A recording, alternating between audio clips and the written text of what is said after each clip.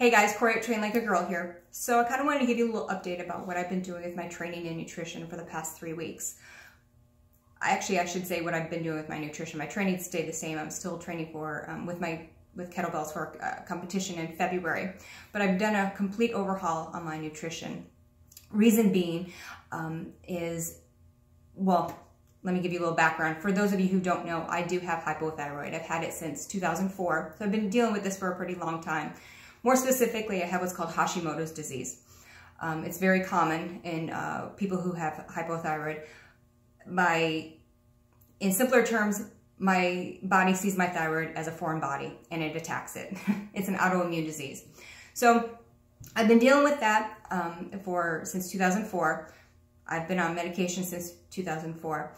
But it wasn't until this past November that I got every year I have to get my blood taken, my numbers checked, make sure that my medication is doing what it's supposed to do.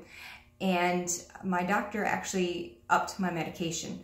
I was very surprised because I hadn't had my medication increased for a good 5 or 6 years. This is actually, it's probably not that uncommon because, again, my body is it's an autoimmune disease, and over time, my thyroid is going to slowly continue to stop producing and stop working. But it kind of scared me. So I started doing a lot of research on what can I do to make myself healthier, to make sure that my thyroid works or tries to work as much as it can, make sure the medication that I'm taking is doing its job. And I started finding out a lot of people who changed their nutrition. I hate to use the word diet because everybody thinks diet as, you know, they're cutting stuff out, or they can't eat, or they're restricted calories or whatever. So a lot of people who their health got better and their symptoms got better from changing their diet, their nutrition. What I also found out was the past year how I've been eating, which is basically a plant-based diet. 90 to 95% of my meals were plant-based. I'd have some meat here and there, but not that much. Not much dairy, a little, but not much. And I got a lot of my protein from beans.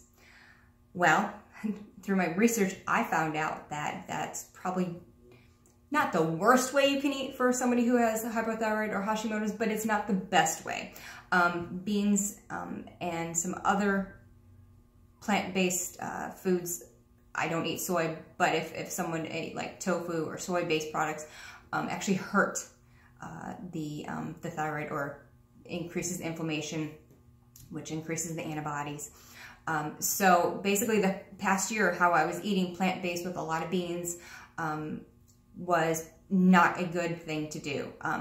Not saying that if you're doing plant-based and it's working for you, stay with it. I'm talking about for my health, I needed to change it. So I, again, started doing more research on how people were eating, and it shouldn't be surprising to me, but I started finding out that everybody who took out dairy, took out things such as beans, took out gluten, and I'm not a big gluten-free person. You know, I don't tell people that, oh, you need to go gluten-free, but this gluten does cause inflammation. So basically any food that causes inflammation, I needed to take out. That included all the processed foods. Now, I didn't eat a lot of processed foods, or at least I try not to, but I do put them in there. You know, I mean, even a protein bar is not necessarily the best thing because it is processed, unless, of course, you make it by yourself, or you have something that's, you know, there's a couple out there that are really good, but still.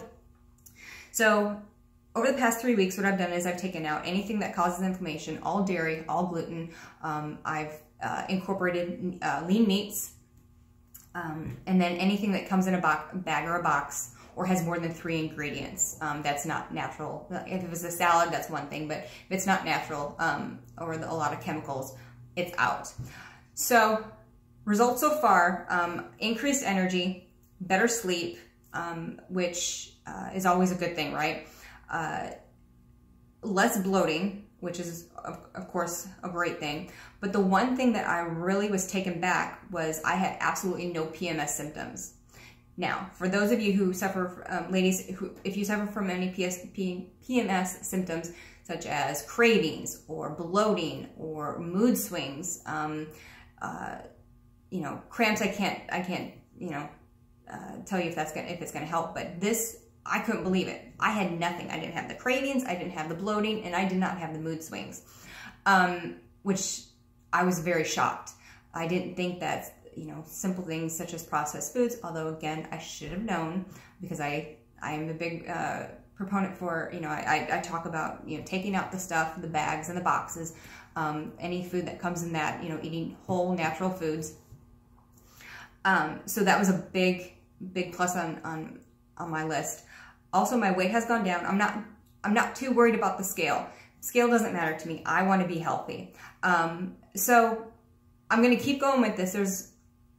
There's a long way that I have to go to make sure that my body's healthy and make sure that my thyroid, I'm doing the best that I can to make sure my thyroid is you know, functioning as best as it can, and make sure that my medication, you know, I'm not eating anything that would interfere with my medication, which there are some foods out there.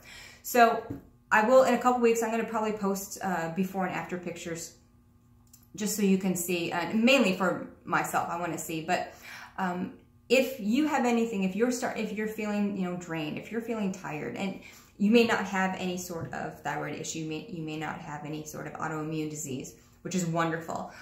Try taking this stuff out.